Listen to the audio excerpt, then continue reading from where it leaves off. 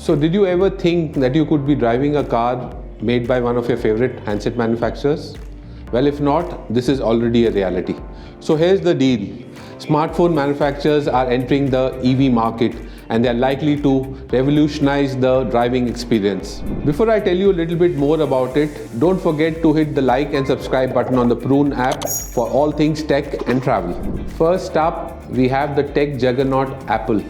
Known for making groundbreaking products across the world, Apple is rumored to be working on an autonomous car project named Titan. With significant investments and a tentative launch date of 2025, Apple is set to revolutionize the car driving experience. Do you think Apple will be able to revolutionize the product? I think only time will tell. Next on our list is Samsung. Samsung has been working with Renault for last almost 10 years in producing electric cars. They launched their first electric car in the year 2013 under the brand name of SM3 ZE3. Within 3 short years, it became the most popular car in South Korea. First revealed in the year 2011 at the Seoul Motor Show, the Samsung SM3 ZE is actually built on Renault's Florence ZE model, which also was originally a gas-powered car. When it was launched in 2009, this particular car of Renault, it went on to become the first car with a swappable battery technology. And in the year 2012 in UK, it was considered the most affordable electric car. The top 3 brands of the BBK group, Oppo, Realme and OnePlus, are all getting ready to launch electric cars pretty soon. In fact, Oppo is teaming up with the SAIC Motors of China to produce electric cars very soon. Oppo has a project named Pentanel and it wants to combine this with SAIC's project which is called Z1 Galaxy to produce unbeatable cars and to manage your connected life much better. Xiaomi's first EV product, the much awaited SU7, also called the Suki in Mandarin, was launched earlier last month by its chairman Louis Jun.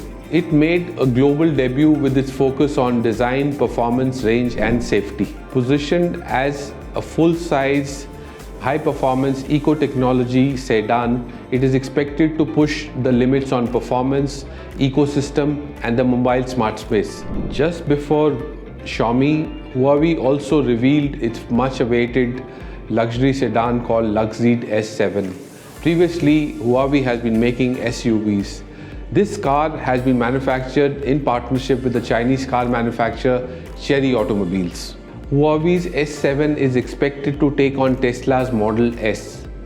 One charge of 15 minutes on Huawei's car gives you a range of 400 kilometers against about 347 on Model S, which means that the range is far better on Huawei cars. S7 caters to the female audience with a designated drawer for cosmetics and also a mirror for touching up makeup. It also got a place to stash away your high heels in case you want to replace them with flat shoes while driving.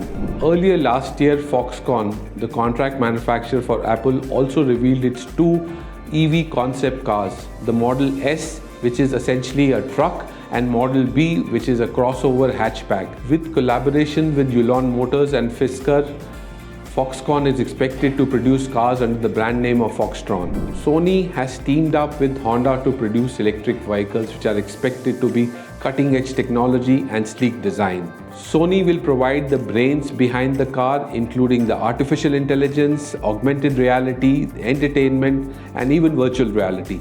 And the Honda brand takes care of all the rest. So you may have a question, why are handset manufacturers entering the car business?